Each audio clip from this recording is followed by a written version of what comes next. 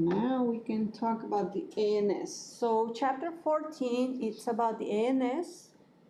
In this chapter, we're going to see, describe sympathetic, parasympathetic nervous system divisions.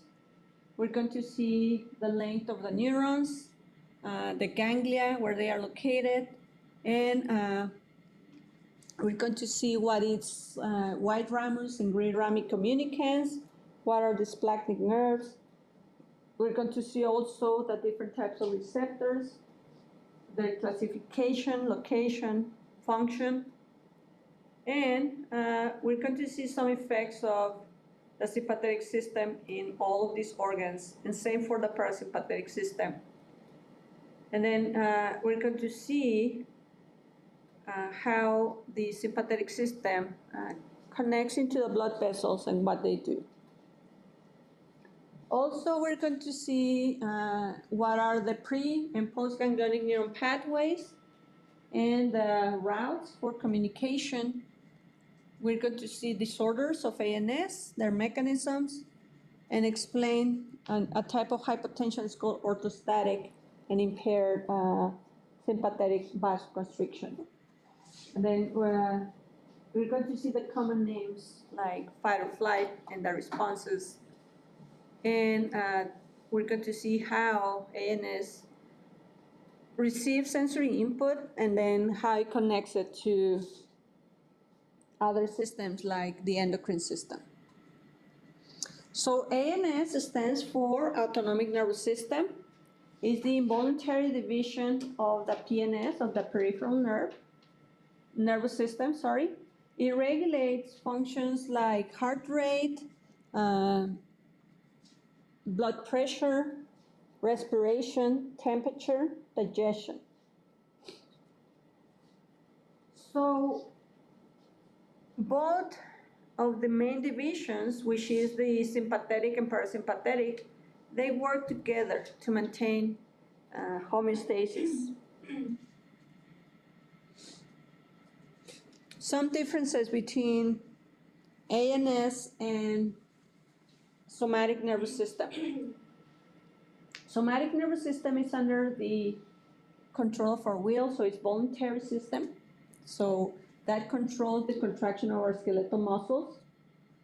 And then this system, it is controlled by a single neuron pathway from the CNS to the muscle. And then it uses only one type of neurotransmitter, which will be acetylcholine.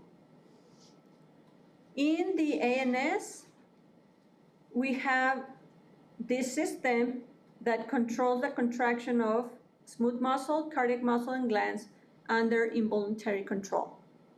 So you cannot tell your heart rate, well, a bit less, a bit more.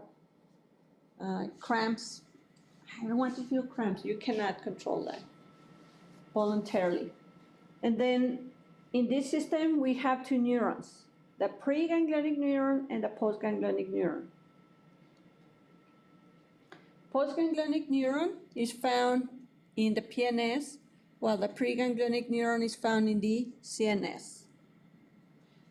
And in this type of system, the ANS, we use two neurotransmitters. We use acetylcholine and norepinephrine.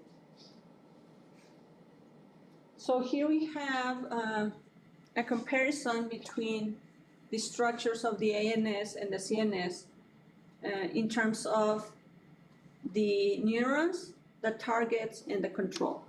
So this is for SNS, somatic nervous system. And this one will be for ANS, autonomic nervous system. So then we have in the spinal cord this neuron that exits the spinal cord and that finds its target will be skeletal muscles. So this is a single neuron under voluntary control. And then for the ANS, from the ANS we have a preganglionic neuron that exits and synapses to the autonomic ganglion neuron, which is the postganglionic neuron. So before the ganglion, which is this, and after the ganglion. Preganglionic neuron, postganglionic neuron. What is going to be the target?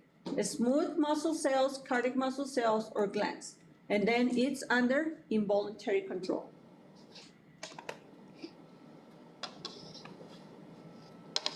Just like as the somatic nervous system, in the ANS we also have reflexes. And just as the other system, the reflexes are automatic, typically are rapid, and in the case of the ANS is to regulate the functions of organs to maintain homeostasis. So we have to have a sensory receptor that detects a change in the internal environment. So will be, for instance, a change in blood pressure can be increasing blood pressure, decreasing blood pressure. It can be a stretch of an organ, like when you eat, your stomach distends. And then you generate action potentials that travel via these sensory neurons into a center in the medulla oblongata, the spinal cord, the brainstem, or the hypothalamus. So that's the sensory information. The motor output will involve this preganglionic neuron and the postganglionic neuron. So examples of these ANS reflexes. So we have the vasoreceptor reflex that regulates the blood pressure. So when your blood pressure goes down, your heart rate goes up. And your vessel diameter. So if your blood vessels are wide open, they close to increase the blood pressure. And then we have visceral reflexes that control digestion. So after you eat food, your stomach distends. That sends a signal for contraction of the muscles that are located in the walls of the stomach, and also from muscles from the rest of the intestines, so that you can start mixing the food and start propelling it to the different regions so that you can digest. So we will leave it in here.